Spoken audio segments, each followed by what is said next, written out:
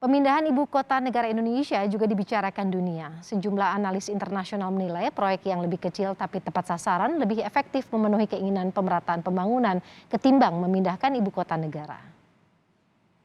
Pemerataan pembangunan telah lama menjadi persoalan bagi Indonesia sebagai negara kepulauan, dan pemindahan ibu kota negara ke Kalimantan menjadi salah satu solusi yang ditawarkan pemerintahan Joko Widodo. Pemerataan infrastruktur, pemerataan ekonomi. Tapi sebagian analis menilai ada solusi yang tak semahal pemindahan ibu kota yang tak kalah efektifnya.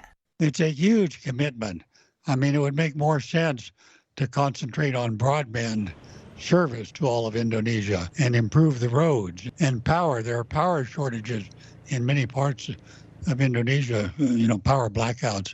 I mean, to me, those are far more urgent. Halangan bagi investor untuk memperluas usaha keluar Jawa selama ini misalnya lebih dikarenakan minimnya sarana infrastruktur. What needs to be done to connect the country better to lower many of these logistic costs? You saw even with Jokowi, he had his idea of a sea toll road, right? Hasn't been able to achieve it. Another one of his big ideas that look good on paper, but they fall apart.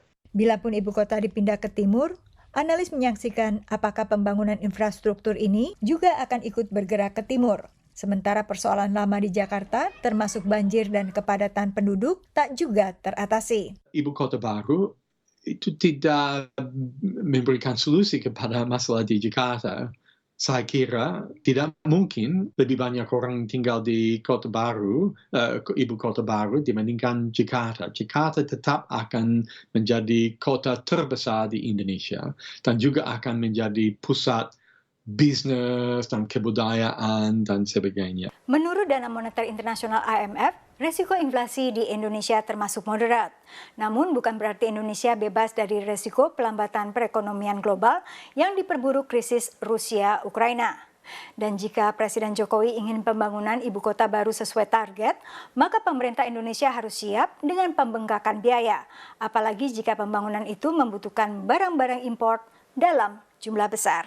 Karena itu sebagian analis kembali mempertanyakan urgensi memindahkan ibu kota di tengah berbagai proyek lain yang bisa ikut meratakan pembangunan. It's hard to separate it entirely from ego that gets involved in wanting to be seen as, a president who, in their limited time in office, had this enormous accomplishment of building a brand new capital in a new part of the country. So these things can be vanity projects as well. Itulah menurut Dan Slater yang menjadi alasan penolakan terhadap ibu kota negara baru di antara kalangan LSM dan aktivis. Dari Alexandria, Virginia, Yuni Salim dan tim VOA.